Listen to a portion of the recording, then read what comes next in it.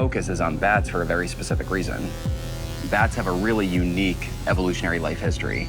They're the only mammals that have evolved to have flight.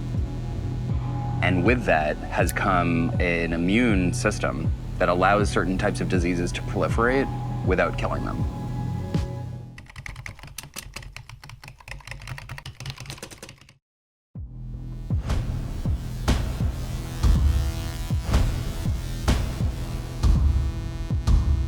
If we look historically, 75% of all emerging infectious diseases right now are zoonotic in nature, meaning they've come from animals and gone to humans.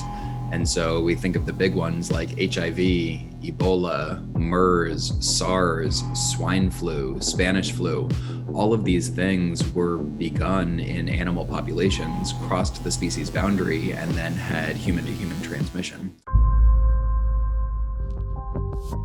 And so a lot of this is really driven by our increasing interaction with wildlife, with domesticated meats, and we really need to be hyper conscious of our own relationship to the food system, because a lot of that is really what is driving these types of public health concerns.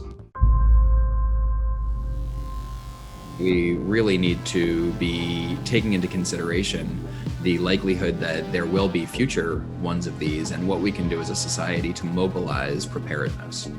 It sounds a little bit scary, the expression, take the next one, because we tend to think that there's nothing worse coming. I mean, this is going to end, and then boom, back to like the life before. I think that I am hoping that things will be different. I am hoping that we really reconsider our relationship with the planet, to think about the ways in which the health of the people and health of the planet are deeply interconnected, and that we can't separate them as two isolated entities.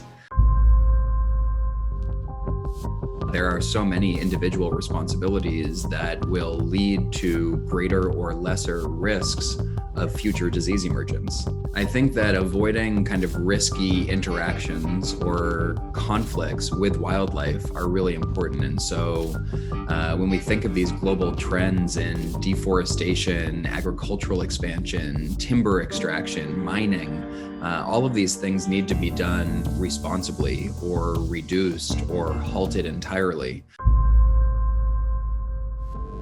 I think that this is every person's responsibility, and there are different decisions that we can make, whether it is about what we choose to eat, what we choose to buy, who we choose to vote for to lead our countries and make environmental policy, public health policy. Which would be a drastic measure, the first drastic measure that I should take regarding my nutritional habits in order to health change happen?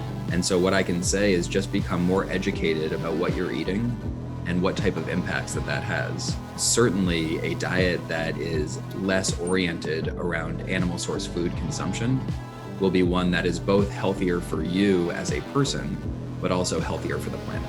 Meat does serve its purpose. There are critical micronutrients within animal source foods that really do benefit people.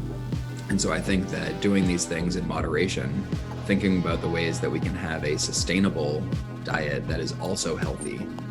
This can include animal source foods, but certainly not to the degree to which our global population is now relying on them. I think it's very difficult to think of a situation where we are kind of returning to the normal or status quo of what was before. I think that we really need to focus on how to create a sustainable food system that does not rely on destroying our planet, and that also mitigates the risk of disease emergence. So we shouldn't return to anything, actually. We should move forward and move towards a different world, right? That would be my hope. Urmărește cele mai tari show-uri integral pe protv.ro.